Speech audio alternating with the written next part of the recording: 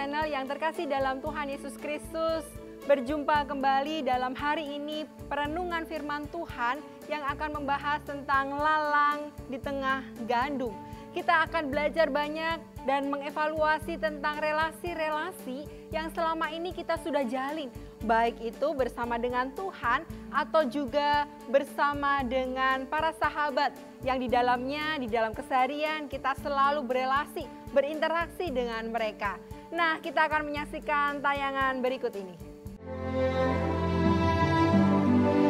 The same day when Jesus out of the house and sat by the seaside, and great multitudes were gathered together unto him, so that he went into a ship and sat. And the whole multitude stood on the shore, and he spake many things unto them in parables, saying, The kingdom of heaven is likened unto a man, which sowed good seed in his field. But while men slept, his enemy came and sowed tares among the wheat, and went his way. But when the blade was sprung up and brought forth fruit, then appeared the tares also. So the servants of the householder came and said unto him, Sir, didst not thou sow good seed in thy field? From whence then hath it tares? He said unto them, An enemy hath done this. The servants said unto him, Wilt thou then that we go and gather them up? But he said, Nay, lest while ye gather up the tares, ye root up also the wheat with them. Let both grow together unto the harvest. And in the time of the harvest, I will say to the reapers, Gather ye together first the tares, and bind them in bundles, to burn them. But gather the wheat into my barn. The kingdom of heaven is like to a grain of mustard seed, which a man took and sowed in his field, which indeed is the least of all seeds, but when it is grown, it is the greatest among herbs, and becometh a tree, so that the birds of the air come and lodge in the branches thereof. The kingdom of heaven is like unto leaven, which a woman took and hid in 3 measures of meal, till the whole was leavened. All these things spake Jesus unto the multitude in parables, and without a parable spake he not unto them. Wah, tayangan yang menarik dan menginspirasi kita semua. Nah, pemirsa Live Channel yang terkasih dalam Tuhan Yesus Kristus, siapa sih lalang di tengah-tengah kita? Lalang di antara kita. Nah, saya mengajak kita untuk mencoba kembali melihat tentang relasi bermuka dua. Kita tahu bahwa hidup kita memang tidak ideal. Kita dikelilingi dengan barangkali orang-orang yang bermuka dua. Di depan kita ngomongnya semuanya baik ya. Oh oke, ya oke fine, gak apa-apa kok, semuanya oke ya. Tapi di belakang kita, dia lagi jatuhin kita. Di belakang kita ngomongnya beda banget dengan ketika ia ngomong di depan kita. Relasi seperti ini bisa saja terjadi. Dan sangat mungkin banyak terjadi dalam hidup kita sehari-hari. Atau pola relasi selanjutnya. Ada pola relasi yang bisa disebut dengan simbiosis parasitisme. Menjadi parasit. Orang yang maunya cari keuntungan dirinya sendiri. Kalau seseorang lagi oke, lagi happy, lagi kaya, lagi hidup dalam zona nyaman, nah dia deket tuh. Ya, tapi lihat saja ketika nih sahabat udah nggak lagi hidupnya oke, udah nggak lagi baik, lagi merana, bahkan dia akan mundur dengan sangat cepat. Atau kita juga melihat pola relasi toksik, orang-orang yang jadi racun dalam hidup kita. Racunnya kayak apa? Bentuk racunnya yang ditularkan kepada kita sangat banyak. Misalnya, dalam hidup sehari-hari, ia akan mempengaruhi kita dengan hal-hal yang buruk. Dalam hidup sehari-hari, ia akan mempengaruhi kita dengan hal-hal yang di luar Tuhan. Hal-hal yang seharusnya kita lakukan sebagai umat Tuhan, tetapi dengan entengnya dia akan bilang, alah gitu aja kok diturutin. Dengan entengnya dia akan bilang, udah gak usah lah, ngapain juga ikut Tuhan mah susah. pikul salib dan sebagainya. Susah banget, gak usah, gak apa-apa. Sekarang kita hidup enak aja. Hidup kan cuma sekali, nikmatin aja. Gak usah susah-susah apa itu namanya baca firman dan segala macam. Ya, pemirsa Live Channel yang terkasih dalam Tuhan Yesus Kristus, mari cermati kembali relasi-relasi yang ada di dalam hidup kita.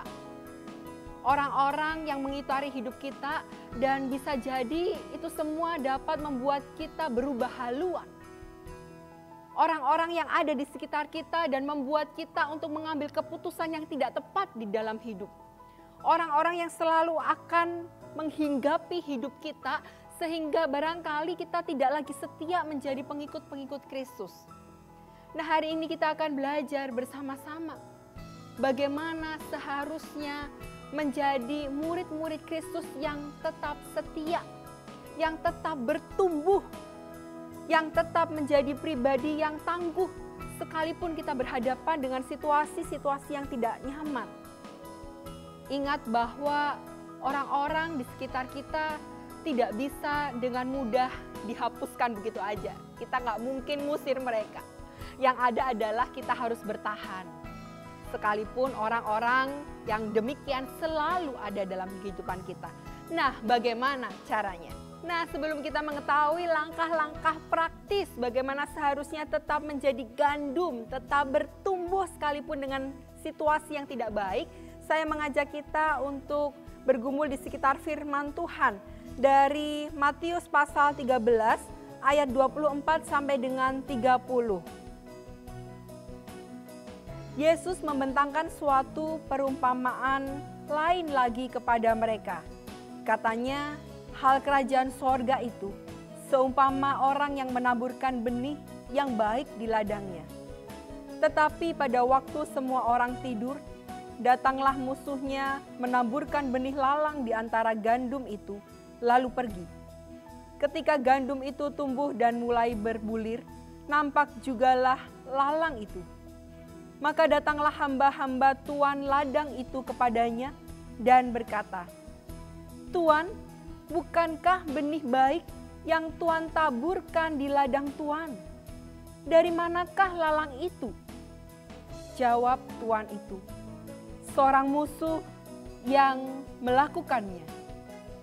Lalu berkatalah hamba-hamba itu kepadanya, "Jadi, maukah Tuan supaya kami pergi mencabut lalang itu?" Tetapi ia berkata, "Jangan, sebab mungkin gandum itu ikut tercabut pada waktu kamu mencabut lalang itu. Biarkanlah keduanya tumbuh bersama sampai waktu menuai. Pada waktu itu aku akan berkata kepada para penuai, kumpulkanlah dahulu lalang itu dan ikatlah berberkas-berkas untuk dibakar. Kemudian kumpulkanlah gandum itu ke dalam lumbungku." Demikianlah firman Tuhan. Berbahagialah bagi setiap kita yang mendengar dan memelihara dalam hidup sehari-hari. Pemirsa Live Channel yang terkasih dalam Tuhan Yesus Kristus, saya akan mengajak kita untuk merenungkan bagian dari Matius pasal 13 ayat 24 sampai dengan 30. Bagaimana kita tetap harus bertumbuh di dalam kebenaran sekalipun kita dikelilingi oleh banyak lalang, dikelilingi oleh pola-pola relasi yang tidak ideal. Saya mengajak kita untuk pertama-tama menentukan posisi kita. Sebelum kita menilai orang lain, akan sangat bijaksana ketika kita akan menilai diri kita sendiri. Sebelum kita menuding orang lain dalam posisi lalang, akan sangat baik ketika kita mencoba untuk melihat diri kita. Kita itu sebenarnya lalang atau gandum. Kita adalah anak-anak Tuhan yang benar-benar anak Tuhan dalam kualitas yang baik, atau kita sebetulnya juga seringkali berlaku sebagai ilalang. Ngeganggu orang lain, ngerusak hidupnya orang lain, gak peduli terhadap orang lain, gak peduli terhadap situasi orang-orang di sekitar kita dan sebagainya. Dan bahkan kalau kita tadi melihat pola simbiosis parasitisme, mungkin barangkali kita hanya bisa meraih keuntungan dari orang lain dan tidak pernah mau dan mampu untuk berkorban.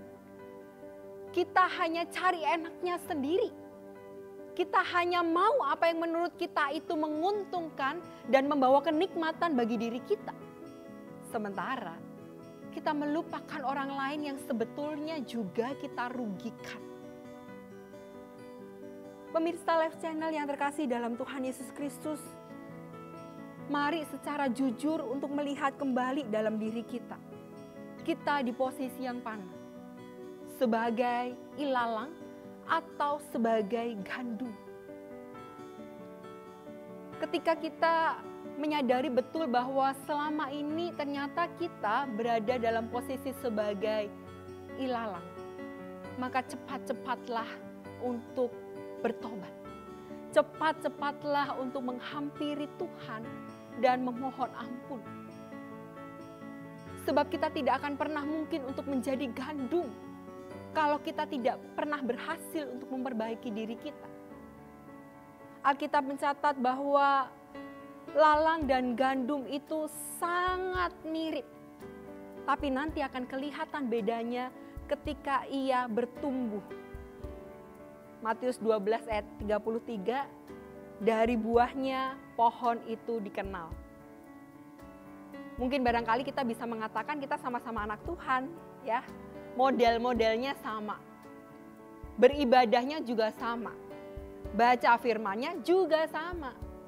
Tapi yang beda apa? Yang akan membedakan apa? Yang akan membedakan adalah buah-buah yang dihasilkan. Kalau kita betul sebagai gandum, maka kita akan menghasilkan banyak buah perbuatan-perbuatan baik. Tetapi ketika kita berada di posisi sebagai lalang, maka tidak akan ada perbuatan baik yang kita hasilkan.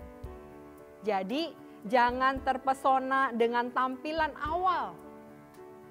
Bisa saja kok sama-sama terlihat rohani, sama-sama terlihat baik, tetapi kita akan lihat proses waktu yang akan membuktikan siapakah sebetulnya kita, gandum atau lalang.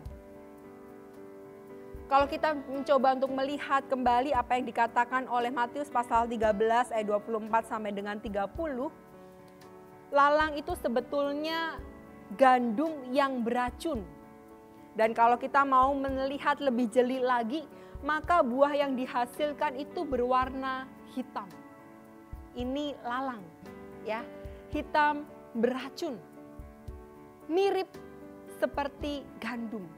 Sedangkan kalau kita melihat apa itu gandum, buahnya warnanya sangat berbeda dengan lalang. Buahnya keputih-putihan. Bahkan kalau kita melihat teks Alkitab dari Rut pasal 2 atau Samuel pasalnya yang keempat, kita akan melihat bahwa ternyata gandum justru merupakan bagian yang penting dari jenis makanan anak-anak Israel pada waktu itu.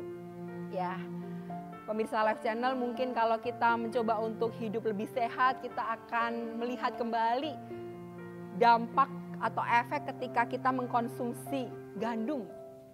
Sebuah pilihan yang tepat ketika kita mencoba untuk hidup lebih sehat.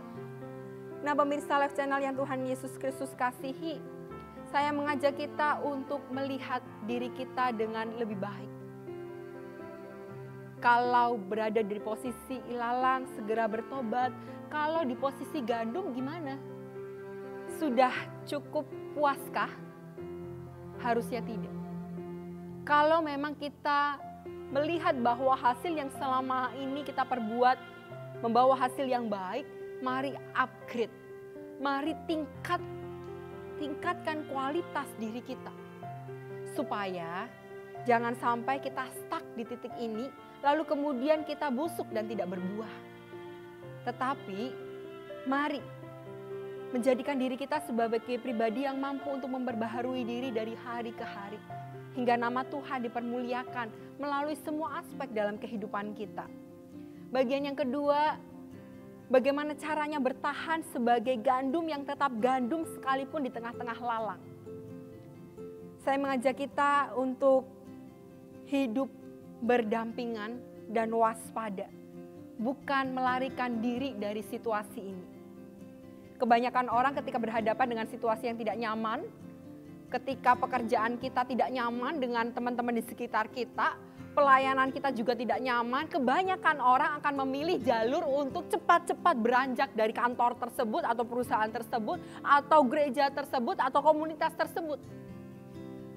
Tidak lagi berpikir panjang dan kemudian hal yang sangat sederhana tetapi kurang bijaksana langsung diambil. Saya langsung cabut detik ini juga. Tetapi Alkitab menyoroti hal yang berbeda. Ketika kita diperhadapkan dengan situasi yang tidak nyaman, justru kita diminta untuk hidup berdampingan. Kenapa? Karena sebagai anak-anak Tuhan sesungguhnya sudah banyak modal yang Tuhan berikan kepada kita, bukan? Bukankah setiap hari kita menikmati firman Tuhan yang itu membawa kepada kita kekuatan setiap hari? Perhatikan ayatnya yang ke-28 bagian B. Lalu berkatalah hamba-hamba itu kepadanya, jadi maukah Tuan supaya kami pergi mencabut lalang itu? Hamba itu berkata dan seolah meminta izin kepada Tuan untuk mencabut. Ini loh, sesuatu yang gak enak tuh dicabut aja. Sesuatu yang gak enak itu disingkirin aja. Sesuatu yang gak enak tuh diusir aja. Tapi lihat perkataan atau keputusan hamba Tuan itu. Tuhan itu memberikan keputusan enggak, jangan dicabut. Kenapa? Kalau dicabut nanti khawatirnya gandumnya juga ikut kecabut. Jadi mendingan lebih baik tunggu sampai buahnya kelihatan. Karena ketika buahnya kelihatan kita akan bisa lebih mudah untuk membedakan mana lalang dan mana gandum. Pemirsa Live Channel yang terkasih dalam Tuhan Yesus Kristus, hidup memang tidak pernah ideal, bukan? Ada situasi-situasi di mana kita berhadapan dengan rekan yang barangkali perilakunya juga kita tidak pernah harapkan. Tetapi jangan fokus pada mereka yang bisa saja merusak hidup kita. Tapi fokuslah pada pertumbuhan. Fokuslah pada pertumbuhan daripada penyingkiran. Sebab ketika kita berfokus pada penyingkiran, kita akan habis energi kita. Justru waktu yang ada, tidak lagi dapat kita gunakan dengan baik dan energi kita sia-sia. Tetapi ketika kita fokus pada pertumbuhan, kita akan fokus untuk mengupgrade hidup kita. Menjadi orang-orang yang tetap beriman sekalipun di tengah-tengah situasi yang sulit. Pemirsa Live Channel yang terkasih dalam Tuhan Yesus Kristus, bagian ketiga diingatkan kepada kita. Bagaimana caranya supaya kita tetap menjadi gandum di tengah-tengah ilalang. Perhatikan ayatnya yang ke-43 pada bagian Matius pasal 13. Di sana dikatakan, siapa bertelinga, hendaklah ia mendengar. Berapa banyak firman Tuhan yang sudah kita dengar. Tapi kalau mau diprosentase, berapa banyak yang kita sudah lakukan. Berapa banyak firman Tuhan yang kita dengar tetapi berlalu begitu saja. Seperti angin. Hari ini beribadah, besok sudah lupa. Kemarin ibadahnya dengerin apa. Hari ini nampak seperti orang saleh, tapi besoknya sudah salah. Dan jangan sampai kita disebut sebagai orang Kristen tomat, ya. Hanya bertobat pada hari-hari tertentu. Tetapi tidak melakukan dan menghayati pertobatan itu setiap hari. Hanya menjadi anak-anak Tuhan dalam waktu-waktu tertentu. Tetapi tidak benar-benar menjadi anak Tuhan setiap hari. Pemirsa Live Channel yang terkasih dalam Tuhan Yesus Kristus, ketika kita diberikan telinga, maka dengarkanlah dengan seksama. Ketika kita diberikan telinga, maka sudah menjadi kewajiban dan tanggung jawab kita untuk mendengar apa yang Tuhan berikan kepada kita. Setiap nasihat, setiap peringatan, setiap apapun yang Tuhan sudah sampaikan kepada kita. Mendengarkan dan bukan hanya mendengar. Bahasa Indonesia membedakan bagian ini dengan sangat baik. Kalau mendengarkan itu berarti dengan seksama, dengan kejelian dan penuh ketelitian. Tetapi kalau mendengar itu biasanya hanya sambil lalu. Oh iya, saya dengar tuh suara motor di depan. Tapi kalau ditanya itu motornya siapa nggak tahu. Itu artinya kita sekedar mendengar. Tetapi kalau mendengarkan, oh iya saya tahu yang khotbah hari ini siapa. Dan kalau ditanya khotbahnya apa, kita pun bisa paham. Itu artinya mendengarkan dengan seksama. Dan biarlah dalam segala sesuatu yang sedang kita kerjakan, kita tetap bertahan sebagai gandum yang utuh, yang menghasilkan buah-buah roh di dalam kehidupan kita. Gandum yang baik selalu menjadikan hidup kita lebih baik. Oleh karena itu, pemirsa Live Channel yang terkasih dalam Tuhan Yesus Kristus, jadilah gandum dan jangan ilalang. Sekalipun keberadaan ilalang selalu menggoda dalam hidup kita. Jadi, dalam permenungan kita hari ini, sudikah saudara dan saya menjadi gandum sekalipun di tengah-tengah lalang? Pemirsa Live Channel yang terkasih dalam Tuhan Yesus Kristus, kita lihat hasil akhirnya. Ini yang dinanti-nantikan banyak orang, bukan? Ketika kita membeli produk, lalu kita akan melihat apa hasilnya dari produk yang mahal. Nah sama, ketika kita menjadi anak-anak Tuhan, barangkali kita juga akan menantikan hasilnya. Kalau saya sudah taat, saya sudah baca firman, saya sudah melakukan yang baik, sebetulnya saya memperoleh apa sih? Lihat, ketika kita bertahan sebagai gandum, maka kita dinyatakan sebagai orang-orang yang benar, yang bercahaya, yang jadi berkat bagi banyak orang. Itu gandum. Kalau kita jadi ilalang, maka hasil akhirnya kita akan dibakar dan dikumpulkan dalam api. Dan bagian ini tentu bukan menjadi harapan kita. Yang menjadi kerinduan kita adalah kita akan tetap menjadi gandum sampai pada akhir kesudahannya. Oleh karena itu mari bertekunlah, bertahanlah hingga kita tetap didapati sebagai gandum yang utuh sampai Tuhan datang kembali. Tidak pernah mudah, tetapi sekalipun tidak mudah bukan berarti tidak mungkin. Saya mengajak kita untuk berkomitmen kembali, menantang diri kita kembali apa yang sudah kita hasilkan selama ini. Berada di posisi manakah kita? Sebagai gandum atau sebagai ilalang? Dan ketika kita berada di posisi sebagai gandum, jangan hanya puas di titik ini. Setiap hari evaluasilah. Setiap hari bertumbuhlah. Saya mengajak kita untuk bersatu di dalam doa dan kiranya Tuhan menolong kita untuk mengambil komitmen bersama-sama saat ini. Mari kita berdoa. Tuhan, kami bersyukur ketika Tuhan menghadirkan kami di tengah-tengah situasi dan relasi yang tidak pernah ideal. Ajar kami untuk pertama-tama tidak menghakimi orang lain, tapi pertama-tama justru melihat kembali keberadaan diri kami. Ajar kami untuk senantiasa bertahan di dalam kesetiaan kami, bertahan di dalam iman kami, bertahan di dalam komitmen kami untuk senantiasa mengikut Kristus seumur hidup kami. Tuhan, kami sungguh percaya bahwa pertolongan Tuhan itu sempurna. Janji Tuhan itu ya dan amin. Dan oleh karena itu ketika hari ini kami diminta untuk kembali menjadi gandum yang utuh, yang tetap menjadi berkat bagi banyak orang, kami meminta kekuatan dari Kristus. Kami menyerahkan semuanya dalam tangan pengasihan-Mu. Di dalam nama Tuhan Yesus Kristus kami berdoa dan mengucap syukur. Amin. Pemirsa Live Channel yang terkasih dalam Tuhan Yesus Kristus, semoga hari ini kita menjadi pribadi yang berbahagia. Mengapa? Karena Kristus beserta dengan kita. Sekalipun sebagai orang Kristiani tugas kita tidak pernah mudah.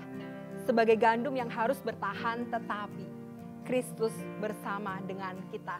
Sekali-kali Ia tidak pernah meninggalkan kita, bahkan Ia mendampingi kita dalam semua unsur hidup kita. Tuhan Yesus memberkati.